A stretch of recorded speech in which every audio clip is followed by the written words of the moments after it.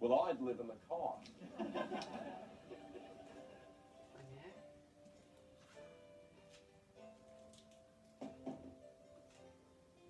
This is quite a vibrant little carpet, isn't it? I like this very neat arrangement of keys by the front door. This person is probably very, very forgetful, but recognizes the fact and tries to be good and well organized. They also might be an aging gambler. Look at this one-armed bandit. 6D. In spite of the Cape Greenaway style seat cushions, this is a very unconventional dining room. Look at this wonderful jukebox. And there's rather a superannuated electric guitar on the wall. So this person must be a retired pop performer. Probably still wears flares. Definitely a 60s type of guy. Now these are quite interesting as well. I suppose if tempers flare around the dining table, these probably come into play. This person is also a very serious football fan and likes headgear. Look at this, a homemade Liverpool supporters hat. Pretty impressive stuff. And he's a real purist as well, because there is a picture of a classic pantheon of Liverpool heroes on the wall. I like to see an extensive home library. This is very definitely a man's room, but there are a few little frilly touches, like these floral vases and the pale pink figurine. And it really could be the home of a retired pop star, couldn't it? We'll talk to you later, Grandad. There's an interesting collection of figurines here on the mantelpiece, and they're all clowns, so maybe there's some connection with the circus.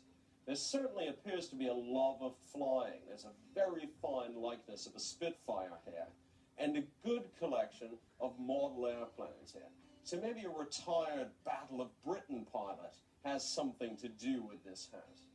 There also seems to be a love of little glittery objects. I mean, look at this one. Has the Red Baron been in this room?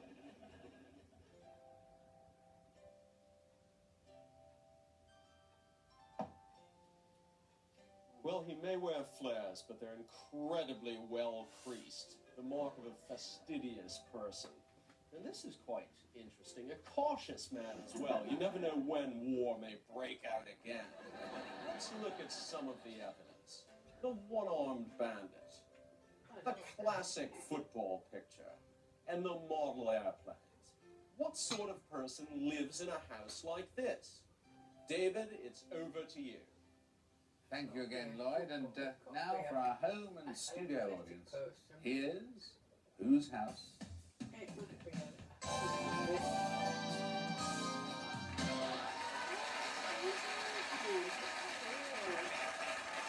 Alan, it's over to you. The audience is quite ecstatic. I thought for a time, because of the German helmet under the bed, we didn't see which way up the helmet had been under the bed.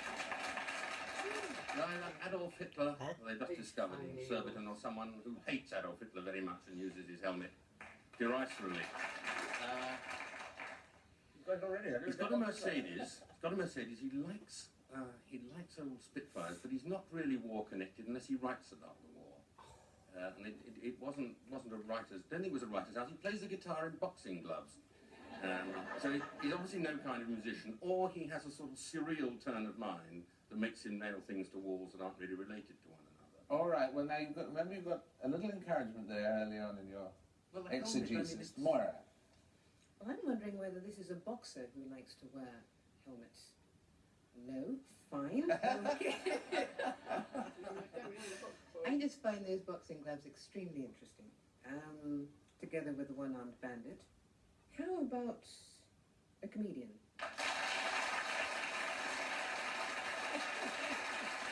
Well done. Well, let's go on to Willie on that with that help. A comedian who has invaded Poland.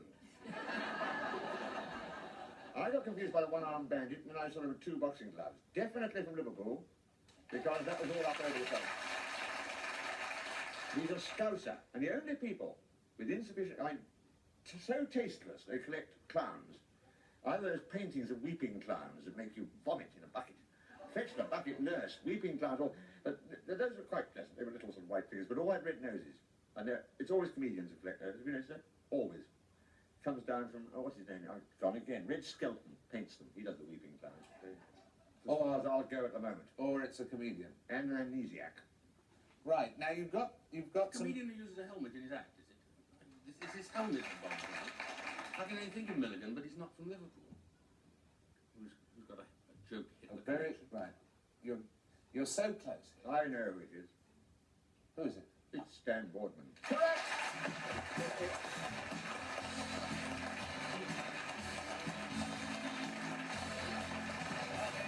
Hello, Stan. Great to see you. Well, they got you there, didn't they? It was great, that, yeah, smashing, yeah. Gradual, stage by stage, peeling off the layers. Yeah, I was a bit concerned about Willie, though, because they weren't weeping clowns, they were laughing clowns. I don't like weeping Couldn't clowns. see the... No, that was the paintings they always do a weeping, aren't they? I couldn't see their faces on there. I like anything that Cheery. really smiling and laughing, you know, like you. The red nose, the big smile. And you're not a retired pop performer as well, are you? Oh, no. As Lloyd mentioned at one point, the guitar wasn't there because you had a musical career as well, was it? No, well, I like the pops as well, you know, in the 60s and all that. And all the famous groups that come from Liverpool and things like that, you know. And the guitar, actually, I bought it off a fellow in Liverpool. He was a bit of a spiv. He said it was Roy Rogers' guitar, so I bought it off him for 50 quid. And when I got home, it was an electric one. And where did the great German catchphrase start? The Germans. Yes. Well, they bombed our chip shops. And I think it's just the way we say it in Liverpool, you know, the Germans. Whenever you go outside Liverpool, people always pick up on the way we talk, you know. You know, I always thought people that outside of Liverpool talk the same, you know, until I went away to Newcastle and couldn't understand the way they talk. But when I used to do the clubs around Newcastle and Scotland, everyone used to go, the Germans. If I told one joke about the Germans, the audience would shout back, the Germans. So I just stuck with it. Yeah. Where did the helmet actually come It's from? something The different German helmet, though, isn't it? I keep It's it under always the, different, it's not always the same. I keep it So under the bed because it's a Jerry. that'll be actually a good way. Yeah. And do you have the love of flying that was as well? I don't know, that's just part of No, it. it's Flying, I don't it. like flying. I hate flying. I get it, you know, I get a little bit upset when I fly, even when I'm in the taxi going to the airport. And then it doesn't help me when I get to the airport to see that sign, terminal.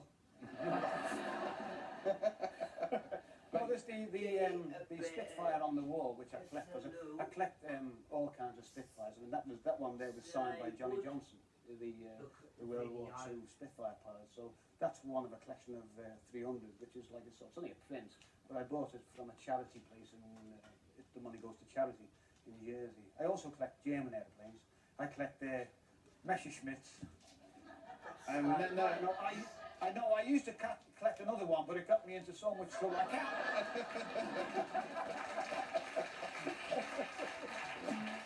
And you collect pictures of Liverpool. You're mad about Liverpool. Yeah, I'm football mad club. about Liverpool, yeah. I love Liverpool. I go and watch them whenever I can. Yeah.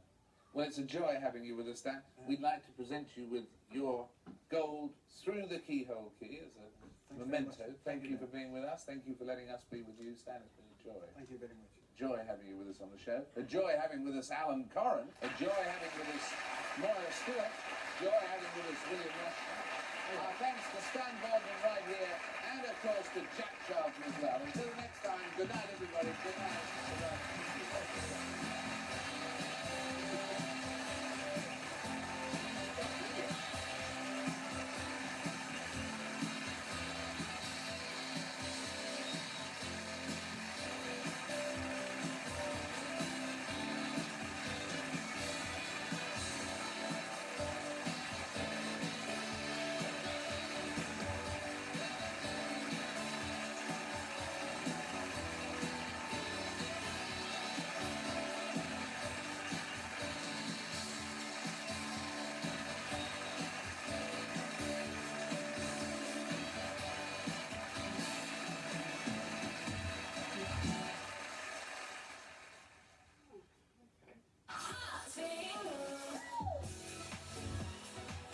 Heart Bingo.